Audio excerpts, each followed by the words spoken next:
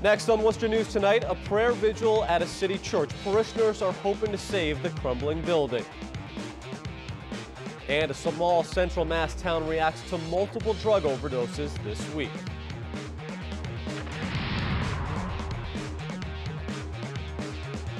Good evening. Thanks for joining us. I'm Tim McCone. We begin tonight in the city where dozens gathered outside of Our Lady of Mount Carmel Church in hopes of saving the 88-year-old building.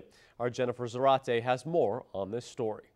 Our Lady of Mount Carmel is built right next to Interstate 290, which has led to decades of wear and tear. The parish's architects are worried that the church could collapse onto the highway and recommended that it close immediately. Repairs would cost millions of dollars. However, parishioners are doing everything they can to save it.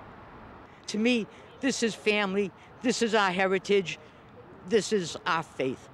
Dozens of members of the Mount Carmel parish gather for a prayer vigil. Parishioners like Carmelita Bello were told at weekend masses the 88-year-old church was closing. She says they were given no warning. We want to share with the parishioners what we know. We want to take responsibility for our church. We are the parishioners. It's our parish.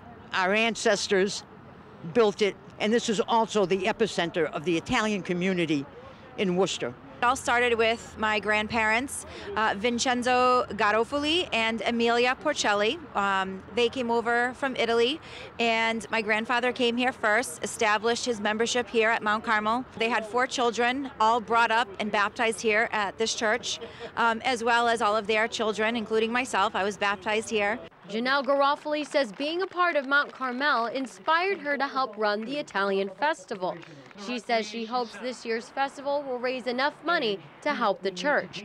City Councilman Mo Bergman says he's attended several functions at the church and sees that people are deeply concerned about losing part of their home. As an elected city official, I mean, this is the heart and soul of the East Side community, and it's too simple just to say knock it down. We have to look at every alternative to try to keep it going.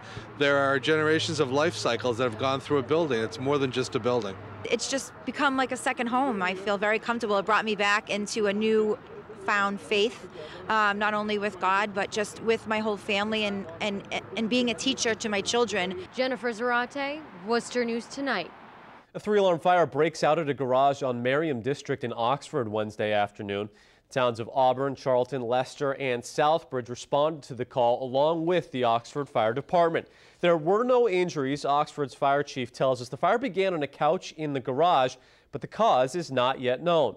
There was some heat damage to the structure. Firefighters say they were dealing with multiple incidents around Charlton at the time of the fire. The biggest issue was 3 simultaneous calls, one of them being a transformer explosion on Route 20 that involved multiple vehicles and wires down, and so it's just staffing shortages. But we're very fortunate. We have a very strong mutual aid system. As you saw, we did bring in a lot of mutual aid. We got mutual aid handling other calls in town as we speak. So it's just an issue of getting all the resources to the right place, considering everything came in at the same time. Fire marshal is investigating the cause of the fire. Residents in Hubbardston are reacting to 2 heroin overdoses in town this week. It comes after a series of overdoses, including 2 deaths in nearby Fitchburg last weekend. Our Andy Madison spoke to the police chief and has more reaction from the community. Heroin overdoses reported in Hubbardston have police and residents on alert. It's just really scary, you know, we live in a very small town and you don't think that things would happen like around here like that. It's really sad, losing a lot of young people, and it's got to stop. Hubbardston police and the fire department responding to 2 overdoses in 2 days. Authorities not saying where they took place, but did say both cases almost resulted in death. Last night was described as extremely shallow breathing and very pale. So without the Narcan, these would have probably been deaths. Hubbardston now the latest town dealing with the heroin epidemic. This week's incident coming after authorities issued a heroin warning following several overdoses in Fitchburg. There's no quality control with this stuff, and what we're seeing out of Fitchburg is higher potency heroin that a lot of the heroin users aren't used to, and we're seeing the results. All across New England, police departments are using naloxone, also known as Narcan, to deal with overdoses. More departments are looking into using Narcan for overdoses, a move some feel will help, but isn't an ultimate solution. It gives the drug addict the excuse to continue because they can bring him back to life. Yeah, they always figure, well, if I overdose, I can just call the cops and the fire department and they'll come and save me. Chief Perrin says the decision last year to use Narcan saved 2 lives this week. You need to do that at this point to carry Narcan because we're the first responders and we're usually the first ones there. Andy Madison, Worcester News Tonight. A driver is trapped inside her truck after it strikes a utility pole in Charlton Wednesday morning. First responders had to wait for live wires to be turned off before rescuing the driver. The fire department says the truck was going down Carpenter Hill Road when it swerved and hit a telephone pole. The truck flipped upside down and then the pole fell on top of it. The driver was the only person inside the truck. The Charlton fire chief says she was trapped inside while live wires were hanging on the truck. National Grid was called to the scene to turn off the electricity. National Grid got there. They disconnected the power in the area. We were able to go to work and extricate the patient. It only took us about 5 minutes to get the patient out of the vehicle with the jaws of life. The driver of the truck was brought to a local hospital to be treated. She was conscious and alert when crews arrived on scene. Police say she's expected to be okay. The cause of the accident is under investigation. Worcester police are investigating after a man is shot on Merrick Street Tuesday night. Police received a call of a large fight, and just 2 minutes later, their Shotspotter activation reported several rounds fired in the same area. Police say one home was hit with a stray bullet. No injuries were initially reported from the crime scene. However, a short time later, a male with non-life-threatening injuries called for help from a Vernon Street address. Police have located several vehicles involved. The investigation is ongoing. Giving back in a positive way to the community. For the better part of a year, some Anna Maria College students have been teaching kids at Worcester East Middle School the importance of academics as it relates to athletics. Our Patricia Nicholas has more. Students from the Anna Maria Sports Management major have spent their school year mentoring kids from the after-school program at Worcester East Middle School. For the first couple of weeks while we were here, we tried to just hang out with them, play basketball, build a connection with them.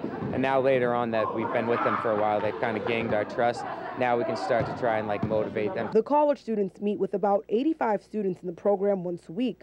They say they play sports with them, but also spend time helping them with homework, a balance they're trying to instill in the kids. The point is just to really focus on your grades and not slack off. You know, sports aren't everything, and you have to have an education to get to where you want to be in life. And the kids love it. I feel like they're really trying to support us. It's been good. I've been getting A's. Student athlete Brittany Jackson says when she was younger, she hated school, but she always loved playing sports.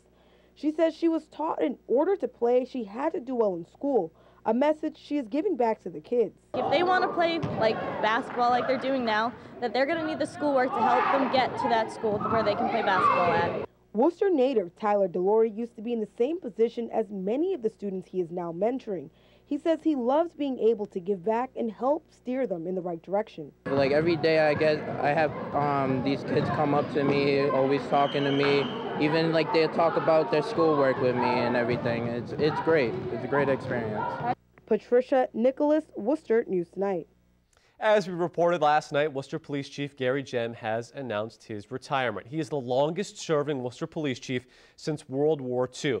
The city manager will be announcing his replacement on Thursday, but today the community is reacting to the announcement. Our Brittany Schaefer has more.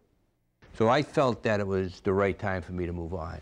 After more than 3 decades of serving the city, Worcester Police Chief Gary Jem is retiring. I believe it's time for me to go.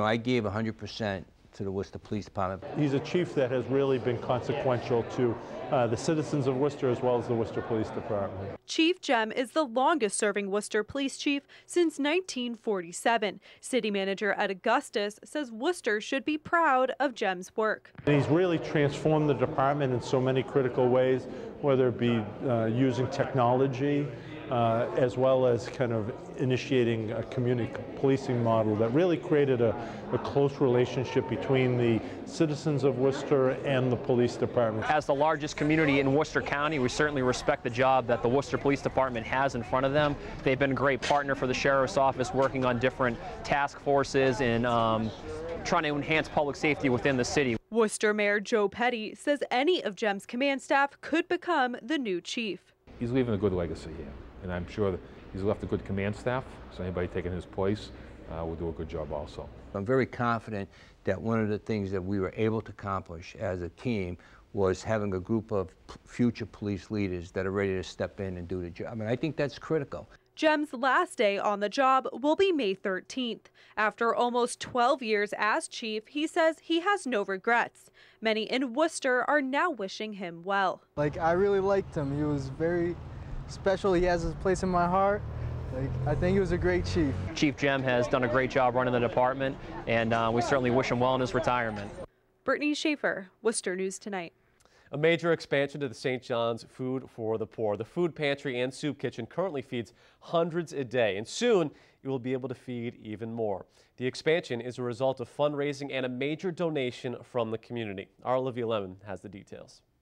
In addition to the St. John's Food for the Poor program will allow more people to be fed in the city of Worcester. It includes space for new walk-in freezers and refrigerators. We built this extension on the idea that, you know what, we can give out more food to the poor. Soup Kitchen Supervisor Bill Riley says the demand for the free meals they provide is growing. He says they serve up to 600 meals a day. It's up from around 300 meals in 2013. The numbers are pretty high because a lot of people struggle every day, you know, whether they have food stamps or not. Wednesday, there was a formal dedication and blessing of the extension. Grant that all who come here may preserve the bond of mutual love. Father John Madden of St. John's Church says with the amount of people who come to the food pantry growing every year, they needed more space to store the donations they receive. The crowds just grew and grew, and so we were running out of space, and this little addition just makes it all the better for us in terms of the amount of food we can have. We could not have enough of refrigeration space before. You now can bring in fresh fruit and vegetables and get to the poor. Frank Carroll says the funding for the $300 extension came from individual and corporate donors.